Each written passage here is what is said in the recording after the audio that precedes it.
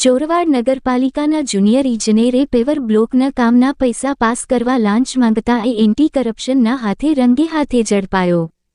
ચોરવાડ ગામે નગરપાલિકાના ward number 2માં paver બ્લોકના કામના બિલના નાણાં માટે 1,43,000ની માંગી હતી લાંચ। ચોરવાડ નગરપાલિકામાં કરાર આધારિત જુનિયર ઇજનેર રાજેશ ખીમજી સેવરાએ કરી હતી લાંચની માંગ। અરજદાર લાંચ આપવા માંગતા ન હોય એસીબીમાં જાણ કરી હતી, જેની જાણ એન્ટી કરપ્શનમાં કરતા એસીબી અધિકારી જૂનાગઢના સુપરવિઝન હેઠળ ડીઆર ગઢવી એલસીબી ગીર સોમનાથએ ટ્રેપ ગોઠવી હતી। આ ટ્રેપમાં ઇજનેર ફરિયાદી પાસેથી નગરપાલિકામાં 1,43,000ની લાંચ લેતા રંગે હાથે ઝડપાઈ ગયો હતો। સમગ્ર ચોરવાડ શહેરમાં ભ્રષ્ટાચારી અને લાંચિયા કર્મચારીઓ અને જનતામાં આજે ચર્ચાનું કેન્દ્ર બન્યું અને લાંચિયા કર્મીઓમાં ફફડાટ ફેલાયો છે। રિપોર્ટ પ્રતાપ સિસોદિયા।